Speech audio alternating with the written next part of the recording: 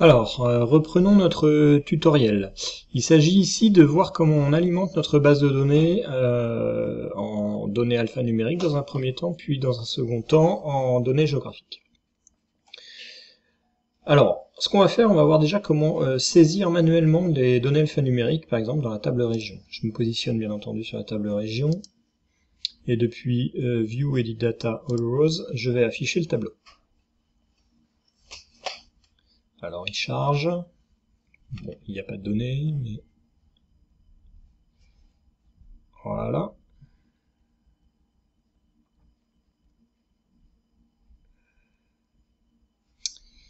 Et on va renseigner les champs nécessaires. Donc, un code région, puisqu'on est sur la région Pays de la Loire, est 52. On va saisir un libellé majuscule.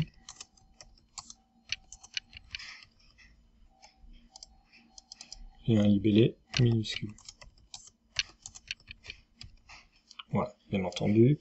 Je suis incapable de construire la géométrie, c'est tout à fait normal. Une fois que vous avez saisi ça, c'est pas validé en fait.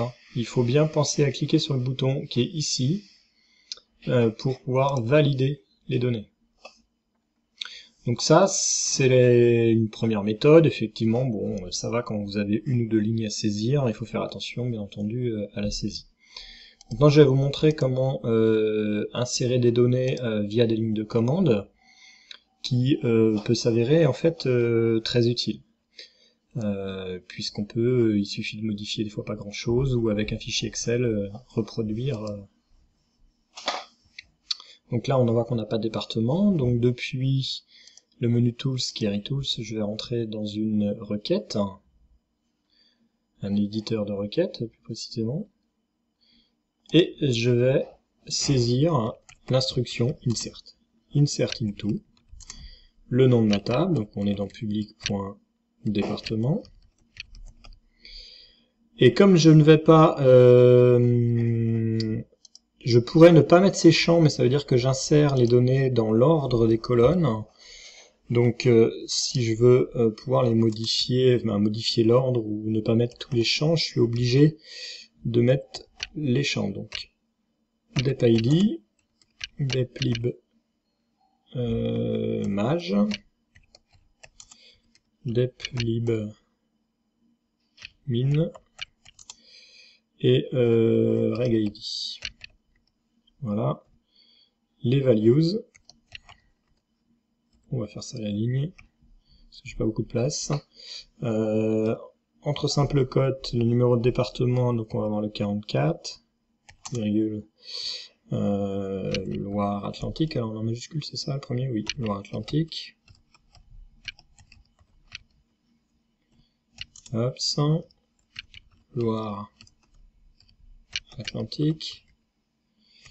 Et c'est la région, pardon, 52. Voilà, si j'exécute ça, alors, juste il faut pas faire de faute de frappe, c'est mieux. Voilà, la donnée est insérée. Alors après, l'avantage de cette ligne de commande, c'est que je peux la dupliquer pour, par exemple, insérer, alors je vais peut-être pas tout faire, parce que le 49, le 85, bon ça suffira pour l'exemple.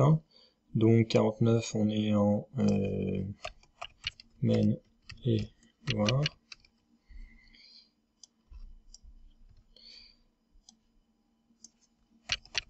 Maine et Loire. Voilà. Toujours sur la région 52. Et on est en Vendée.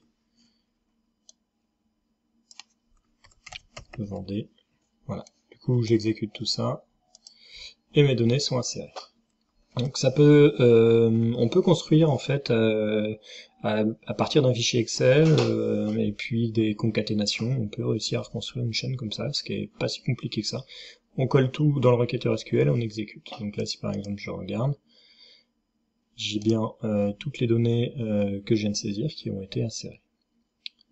Pas besoin d'appuyer sur un bouton ou autre, l'instruction est immédiate, il n'y a pas de commit à faire après.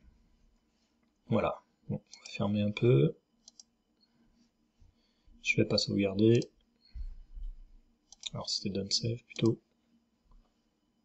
Voilà. Pour les communes, bien entendu, je vais pas en faire la saisie. Alors, on a 2 départements dans notre exemple, on a le 85 et le 44, le 49 va pas m'intéresser.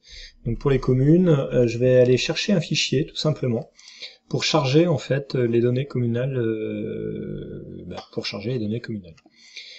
Donc ce fichier, c'est un fichier CSV, qui contient les données attributaires. Il est fortement conseillé qu'en fait les colonnes soient dans le même ordre. Pas forcément toutes présentes, mais dans le même ordre du moins. Donc je vais aller voir mon fichier, et puis ce fichier, il faut qu'il soit encodé de la même manière que la base de données. Hop.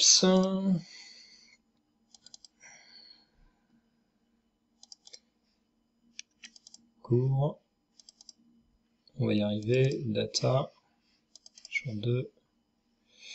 Et on a un fichier CSV qui doit être quelque part.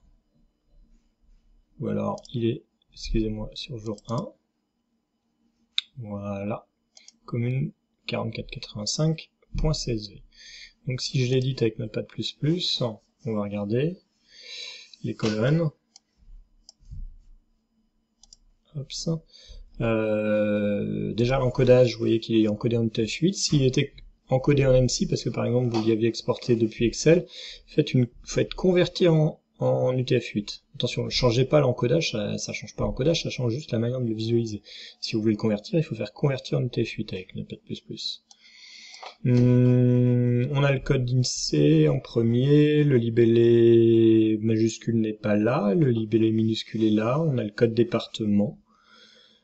PAPI EPCI sont vides, et le dernier, ça doit être la population.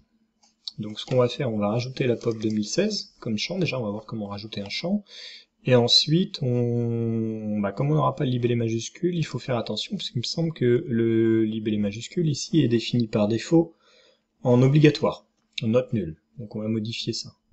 Alors déjà on va modifier ça. Clic droit propriété sur le champ l'image. Vous allez dans la définition ici, dans les contraintes pardon, et vous décochez note nulle.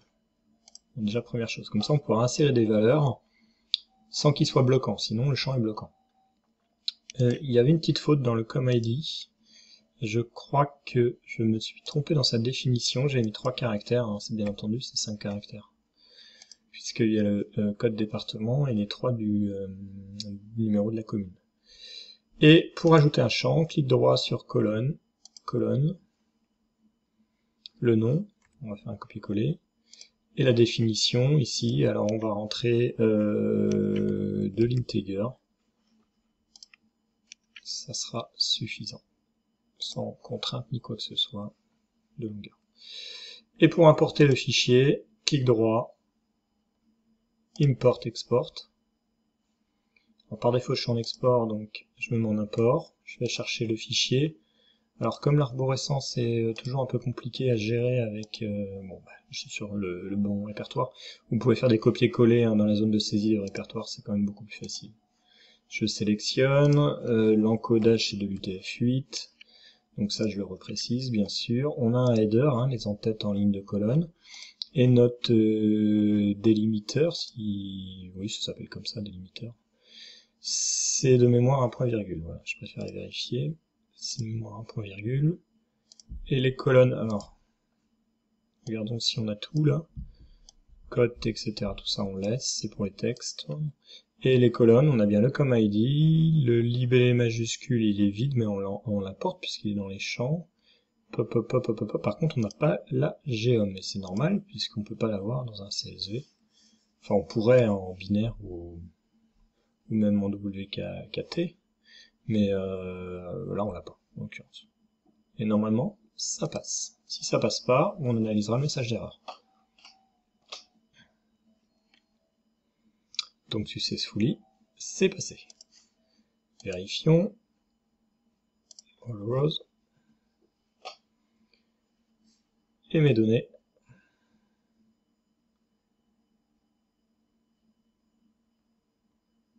Voilà, mes données sont bien présentes. Alors il va falloir qu'on renseigne les PAPI, les EPCI. Et puis, prochain tuto là. le tuto numéro 3 du coup, comment renseigner de la géométrie en allant chercher des données dans un shapefile par exemple, ou une base de données ArcGIS, qu'importe, une GeoDatabase par exemple. Comment aller chercher ces données-là pour les injecter dans notre modèle. Voilà.